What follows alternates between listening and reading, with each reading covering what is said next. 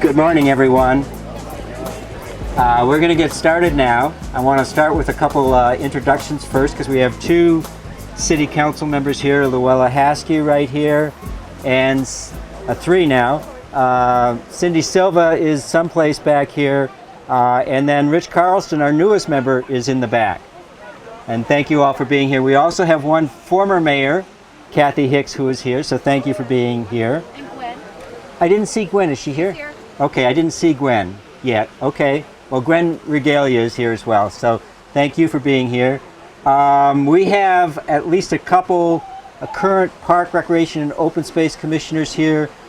Tom Worthy, Sandy Jacobson, and if I missed somebody, I apologize. I think that's it. And then we have a lot of people from the Centennial Steering Committee. If you'd all just raise your hand real quick, all of you that participated on the Centennial Steering Committee, these people helped plan a year-long series of activities and events that celebrated our centennial. And even though the Contra Costa Times considered this series of activities to be a centennial celebration that never was going to end or never seemed to end, this is in fact the very last thing we are going to do to recognize the centennial. And I would also like to recognize a couple people from our city staff, starting with Ken Nordhoff, our city manager, Heather Ballinger, our public service director, and then Mike Vickers is back here. And Mike runs all of the parks and the landscape people and had a major role both in some of the planning activities as well as making sure that the trees actually got in the ground where they were supposed to be. And Gwen's up front now, so hi Gwen. And then of course we want to thank everybody who helped make this particular Centennial Grove a reality. I have a couple words and then I'll turn it over for a couple minutes. So throughout history, humans have used trees for many different purposes: for food, for shelter, for warmth, for medicine. And all cultures have attributed significance and meaning to trees, such that even individual trees sometimes were given an attribute that we associate with part of the human character. For example, and this isn't part of that, there's the tree of life, the tree of knowledge, the Christmas tree, I'd start crying too, and the family tree. And some of the meanings attributed to trees include power, strength, character, wisdom, wealth, although we all know that money doesn't grow on trees. I was afraid to ask the kids that. I wasn't sure if that lesson is still being passed on or not.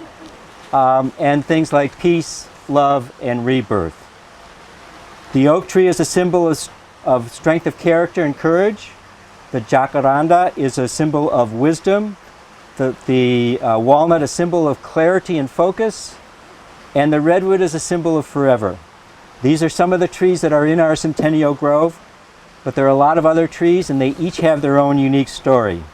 Some people write poems about trees, like Joyce Kilmer's very famous Trees, but there's also a poem called The Black Walnut by Mary Oliver, the Black Walnut Tree rather. Our society has fought battles over trees, from the efforts of the Save the Redwood League to protect our ancient redwoods, to the efforts of conservation groups to stop clear cutting of our old growth forest, to even more locally to the efforts of citizens 45 years ago to preserve our open space areas and the native trees in them, and even a more recent effort to stop the cutting of 700 trees in Walnut Creek itself. So you can see how significant trees are to us as a culture. Planting a tree also has a symbolic meaning.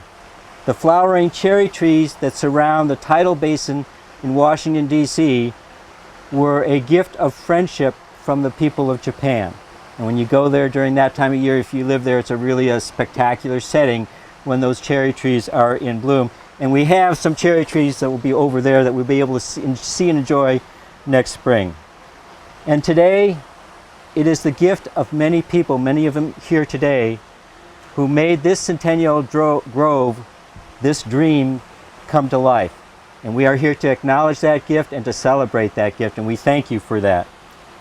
And then finally, to me, this grove is also a symbol of a couple other things. It's a recognition of how we have grown as a community of people over the last 100 years.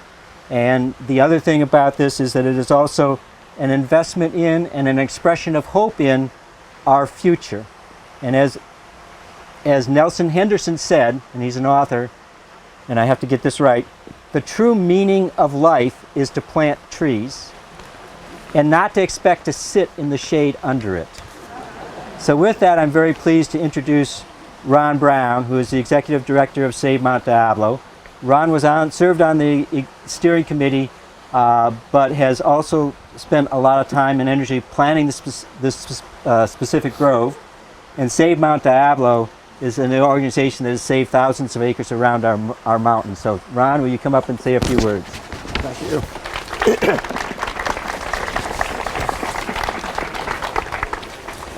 Thank you, Mr. Mayor. I was very pleased to be part of the Centennial Committee and the excuse me, and the subcommittee that has worked on this Grove project. Bob just gave a quote about the shade of trees, and it so happens that I have one as well. A society grows great when old men plant trees whose shade they shall never sit in. And that's kind of how I felt today when I was out here taking a look at all of these little trees.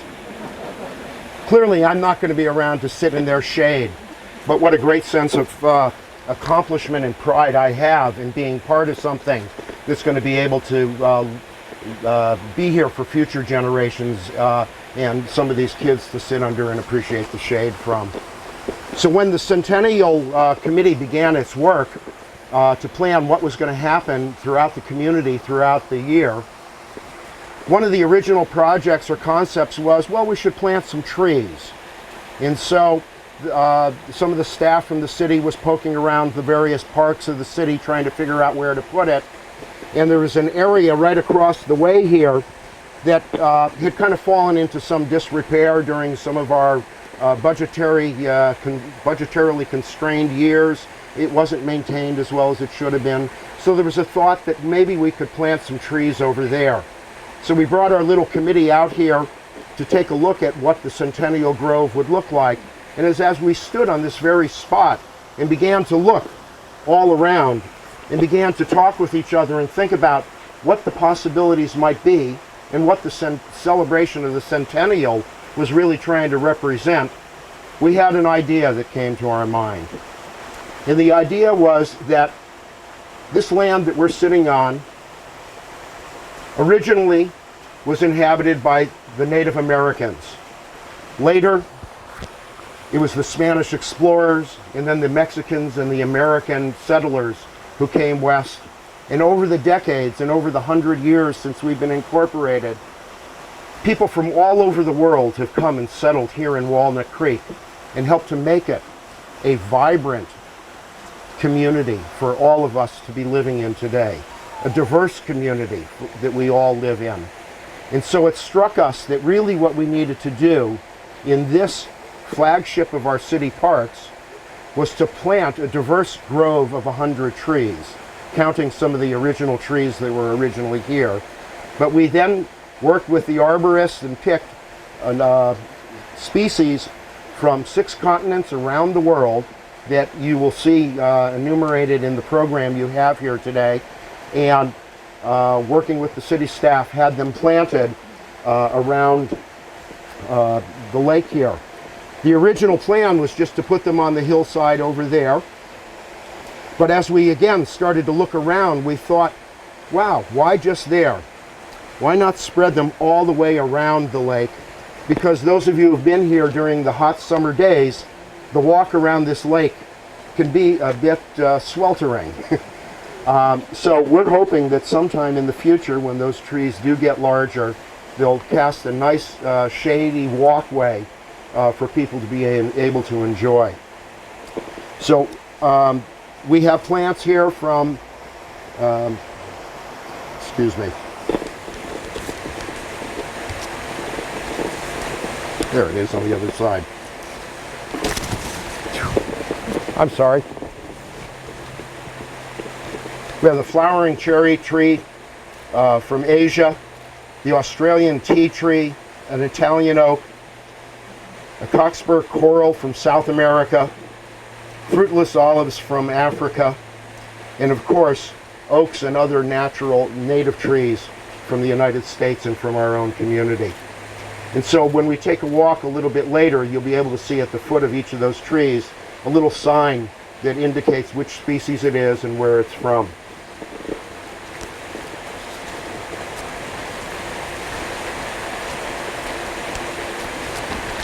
Those of us who have been living in the community for a long time can remember when this was much more of an agricultural community.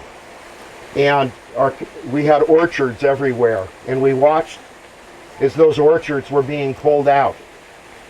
And housing was being created to welcome in the diversity that I was talking about before. And so it's a real contradiction. But I'm really proud to be part of Walnut Creek that recognized that as part of growing in the way that we were in welcoming new people to this community, we had a responsibility for protecting the natural lands that surround our community and for providing parks and recreational spaces within the community and doing things like tree planting that actually enhance the quality of life. And so there's another quote that's often said in many ways by different people, which is, those of us living today are only the trustees to hold this land for future generations. And it's our responsibility to care for it well so we leave them a healthy and vibrant world. And as we've been beginning to face the challenges of climate change and greenhouse gases, there's nothing better than a society can do than to plant more trees and to help create a project that I know Bob has been really fond of, which is urban forests and urban gardens. And I'm looking forward to even more of that as the years go by. So that's a bit of the story behind the grove that you're going to be here to enjoy today. We want to thank everybody who's worked on it and those individuals in the community who've contributed their dollars to the project. And we're going to have the unveiling of that sometime soon. So thank you very much. Thank you. Yeah. Thank you. Thank you. Thank you, Ron, and thanks for your efforts in creating this and for everything Save Mount Diablo does. I forgot at the beginning to introduce sort of two people, or one person and a group. The person was, I'm supposed to start these remarks off by saying, good morning, I'm Mayor Bob Simmons. I have people that afterwards will remind me that I forgot if I didn't say that. And then, and I don't know where they are, the acorns that are going to be planted by the Kids Green Committee from the Seven Hills School. And are they listening at all? Well, some of them are in the back there. So, and I noticed that we have one more Pros Commissioner, Jody Davenport, has just shown up. So, thank you for being here. So the agenda now is that we are just going to walk out this way around the lake. You will see as you first approach some of the trees from Africa, and then you'll see over there some from Asia, and you'll notice what they are. This is not a race. I do tend to walk fast, so you don't have to keep up with me. But we're going to go over to that sort of green-colored rock, which is really our Centennial Rock, where Steve Lesher, where is Steve Mackenzie Lesher? Maybe they will be unveiling the, thank you, Steve Lesher, sorry, will be unveiling the Centennial Rock. And after that, we'll be going over to an area in that direction where we've created 3 sites for the kids to plant the acorns and create something that they can truly enjoy for many years to come. And the Seven Hills School and the Kids Green Committee has agreed to take care of those oak trees until they're starting to get bigger and stronger. So with that sort of concludes the formal remarks for today. Thank you all for being here. Thank you for participating in making this grove a reality and in celebrating our centennial in a very special way. So, thank you. You want to help Daddy pull? 1, 2, 3.